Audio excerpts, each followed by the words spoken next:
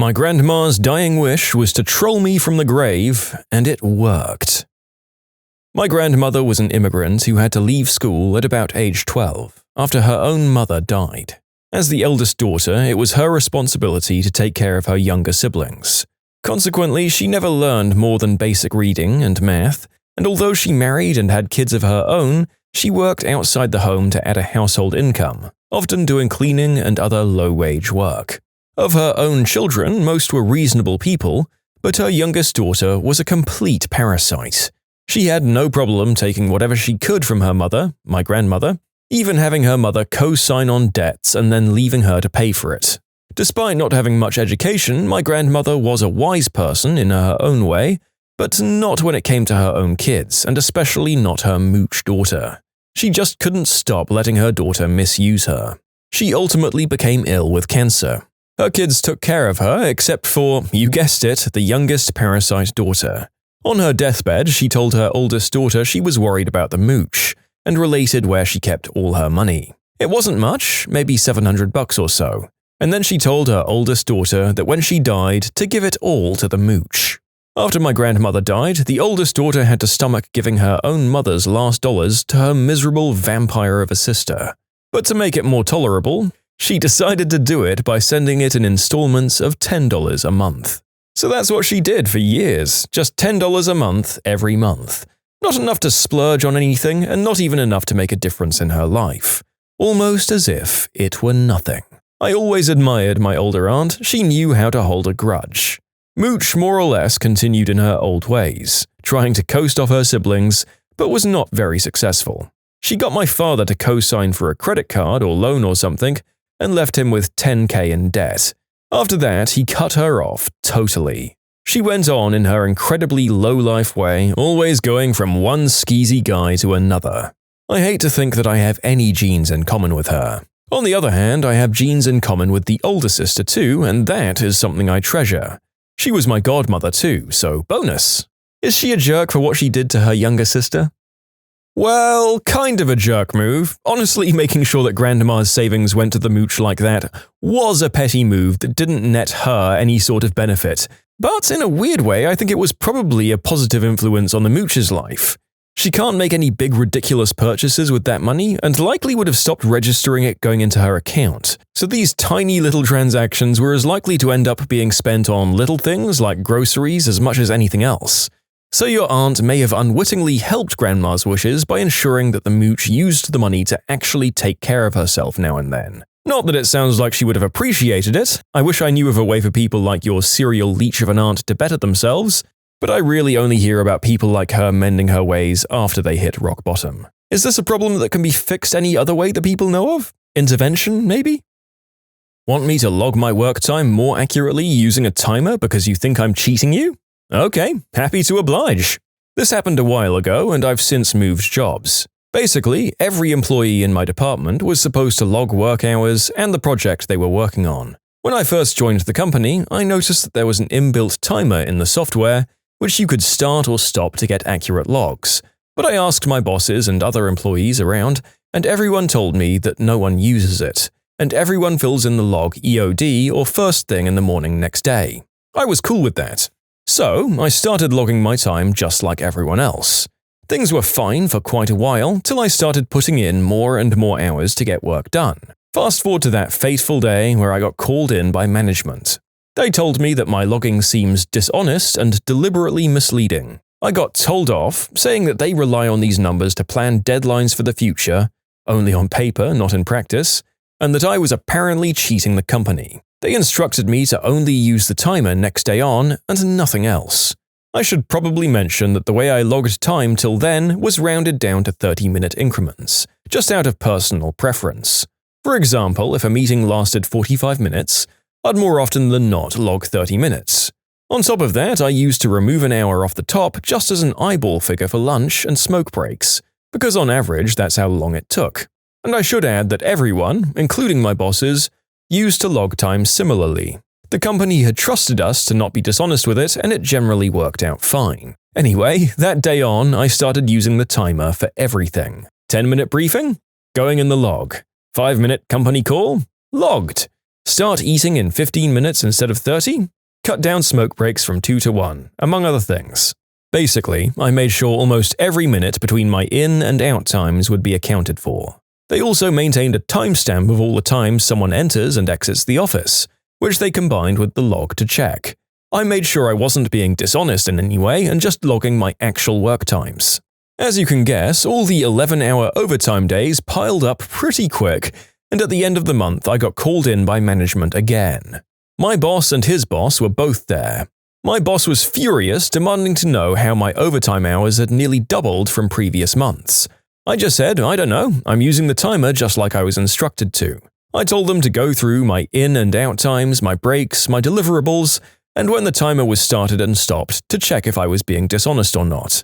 They sent me away after yelling at me a bit more, threatening termination if I was wrong. The next day, my boss told me to stop using the timer again and apologized for calling me dishonest. I stopped using it, but I told him that now I knew more accurately how long my stuff takes, I'll be logging accordingly even if I do so manually. In short, the company assumes I'm being dishonest with my time logging because of long working hours. Asks me to use an inbuilt timer which actually ends up showing more hours than I was logging before. Thanks to everyone who started a discussion about fair pay, ethics of working hours, and how to manage projects. I'd just like to add a couple of things because I don't think I made them clear. I don't work there anymore first of all, and I'm salaried. Hourly pay doesn't happen in these parts at all unless you're freelancing, sometimes not even then. The logging was more for getting leaves based on X amount of hours you put in over your usual time. Also, I found out later why they were this mad at me was because they knew after I'd tell people, everyone's leaves would go up and us being understaffed at the time, it wouldn't have been great for the company. Yep, sounds pretty typical. Get told by your boss to do things a certain way, get yelled at by his higher-ups for doing the way he told you to do it, switch to their way, get yelled at again. Good on you for claiming your due benefits from that point on. If they're going to drag you over the coals for stuff like this, I think it's probably a pretty good argument ender to show them just how much work you actually do for free. And I think most bosses at salaried work would be surprised at how much work some of their employees do that they don't think to count or charge for. All the phone calls outside of work hours and the extra minutes just tidying things up after the clock has struck 5 really do add up to quite a bit for those of you doing that sort of work. Turns out that making your staff aware exactly what they're due is something that these bosses ended up kicking themselves for. Don't get snotty at your employees for doing exactly what you told them to do, bosses. If you like Am I the Jerk, you're probably going to love Am I the Genius. Check it out, linked below. Also, go to amithejerk.com/submit if you would like to submit your own stories. Don't want to heed my warnings about giving deep discounts to wealthy clients? I work for a company that does commissions for clients. I'm the manager of my department. This comes with a number of responsibilities, and one of them is bidding on work. Last fall, I evaluated the current global situation and how it would be affecting the costs of our supplies and possible shortages, as well as inflation. As a result, I priced a few of our pieces of work to help prepare us for the price increases I'd predicted, giving us an 8 to 10% profit upon completion. A well-known client came in and contracted us to do a rather large and time-intensive project. This individual is very well off and is in no way in any danger of going broke anytime soon. However, they complained about the new prices. He'd contracted us in the past on certain items and wanted the same work done again, but seeing the new price, he complained to the boss and threatened to go elsewhere. The owner, my boss, decided I'd priced the work too high based on the complaints of this one customer. Previous customers hadn't batted an eye, by the way. The boss asks me to adjust the price down to be the same as the competition. Just so you know, the competition doesn't carry the same quality standards and often has 2 to 3 years of turnaround. I explained this to the boss that my numbers were based on the increases from suppliers and subcontractors who I speak to regularly. These companies we work with warned me beforehand about what was coming, and I took it all to heart. I'd passed the warning on to the new boss at the time, but it appeared he blew it off or forgot about it, and at the time of making the new price list, he didn't complain. It wasn't until this one, somewhat well-known client rose a stink that he decided to bring the issue up with me. So the boss insisted that we should be pricing lower to keep up with the competition, or else we'd lose the customer. Of course, I argued it would hurt us in the long run, and all we'd be doing is attracting tire kickers. He stood his ground though, and I didn't have the energy to fight him on it, So in the end, he's the boss and got what he wanted. So the time came to order the supplies and pay the subcontractors. The cost of these materials, as well as the work done on them, were 90% of the price boss had agreed to the customer. This is before my own labor costs were factored in. The boss sees the bill and gets really upset and asks me what the customer was paying to have the work done. I gently reminded him this was for a rich tire kicker customer and I'd warned him well beforehand. But because he wanted to retain rich tire kicker customer, he got what he wanted, but the company did the work at cost, and perhaps more with my labor factored in. Boss later came to me and asked me to make up a new price list. I told him I didn't need to, I did that last fall, and as long as no one gives deep discounts, we'll be in the green. He's listening to me now. Thank frick. I was expecting the usual solution of them somehow blaming all of this on you despite all the warnings you gave him, and was mentally screaming at you to get his instructions in writing so that you could trace all of this to him if he tried to pull any funny business. But that wasn't necessary this time, unlike so many of our other stories. I don't know that I can name any jerks other than the rich client who didn't want to pay for quality work here. As they say in the trades, cheap, quick, and good. Pick two. It sounds like you guys were quick and good. That's going to cost. If your client didn't like that, you could have let him try his luck with someone who charged a lower price and did a worse job. Lose out on one job instead of setting a precedent to let these cheapskates take advantage of you. Sincerely, a voice actor who in the past has done good work for way too little money and now knows his worth. Can't approve overtime? Okay, I'll just leave early on Friday. For background, this took place in the 1990s when a T1, which had a 1.5 megabit per second data connection, would run you over $500 a month, and only the phone companies and a few very large data-centric companies would ever dream of having a T3 with a connection speed of 43. I was working for one of those telephone companies in the central office where we provisioned and troubleshot those very lucrative services. There were 4 people in my department, making it one of the larger such offices in the state. One day there was one person on vacation and another one out of the office for some other reason. Tech number 3 called in sick. So I was alone for 8 hours with the workload of 4 technicians. Well, as a good employee, I prioritized and got all of the trouble tickets done and all of the most urgent new services installed. Everything due that day was done, but in the process I missed my 2 15-minute breaks and worked through lunch. My supervisor came down at the end of the day to congratulate me for my good work, and he was watching me fill out my timesheet for 9 hours. He started to get a little panicky and said he couldn't approve overtime. He'd get in trouble. I reminded him that I'd just spent 9 hours doing the work of 4 people, 32 hours worth of work. But he said it wasn't approved. I said, what can we do then? I worked it and I need to get paid. He suggested I leave an hour early on Friday, so I agreed. Come Friday, I decided to take full advantage and only have a half-hour lunch so I could leave at 3:30 instead of 4. Well, guess what? The vacationer and the sick person hadn't returned, so it was just 2 of us. The other person disappeared at 1:30 or so. I found out later she was interviewing for a management position. At 3 o'clock, I got paged for a ticket on one of those very expensive T3s going down hard. I was to join a conference bridge to assist in troubleshooting. I joined the call, and then at 3:25 I said, sorry, I have to drop off. I'm not approved for any overtime. The night shift person will be here in half an hour to help. I dropped off knowing the night person on duty had never worked on a T3 before. I hadn't even reached my car when the pager started blowing up. Overtime is approved. Please stay on. But I'd already clocked out, so I just smiled and got into my car.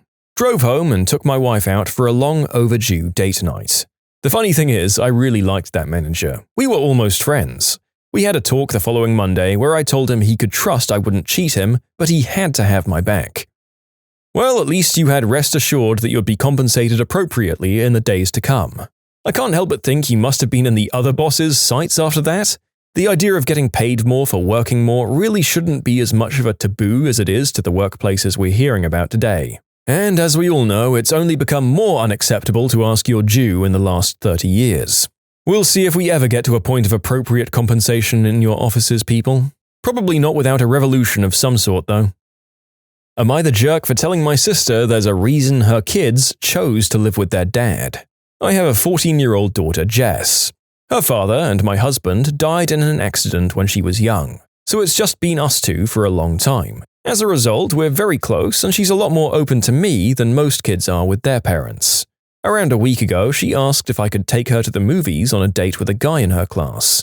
I knew the guy distinctly because they've done some extracurriculars together, and I was thrilled he was my daughter's first boyfriend. I took them a few days ago, and they ended up just hanging out at our house for a bit afterwards.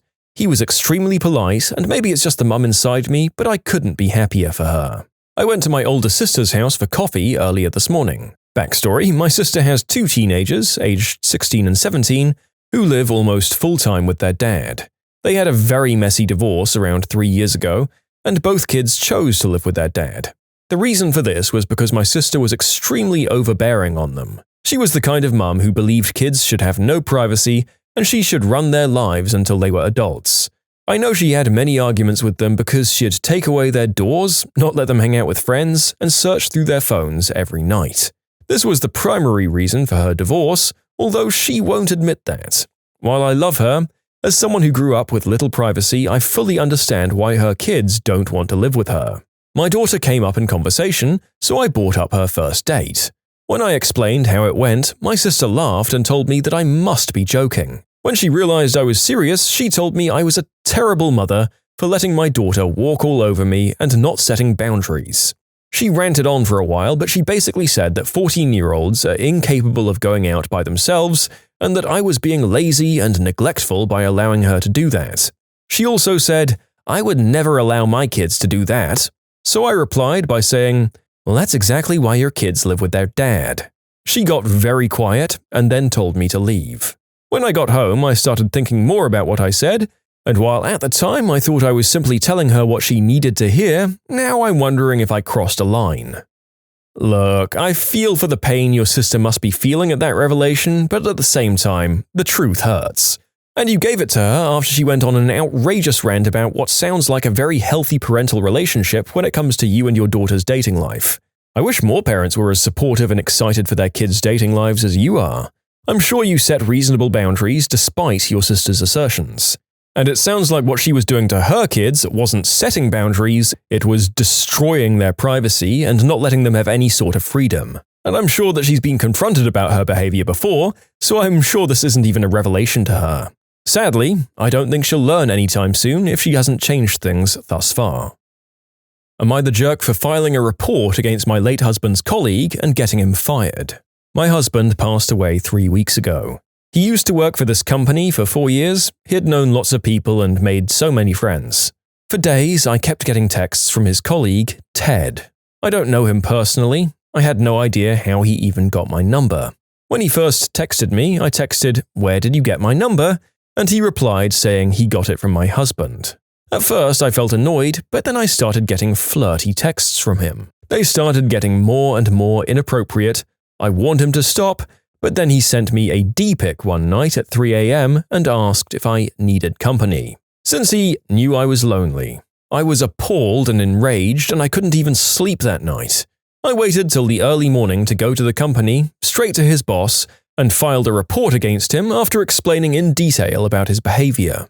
He ended up getting fired because the other colleagues said he did me and my husband wrong and disrespected his memory. This guy started arguing about how low what I did was, coming to his work in hopes of ruining his livelihood.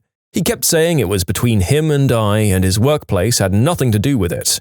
But I've told him I've only known him as my husband's colleague, and he was his colleague.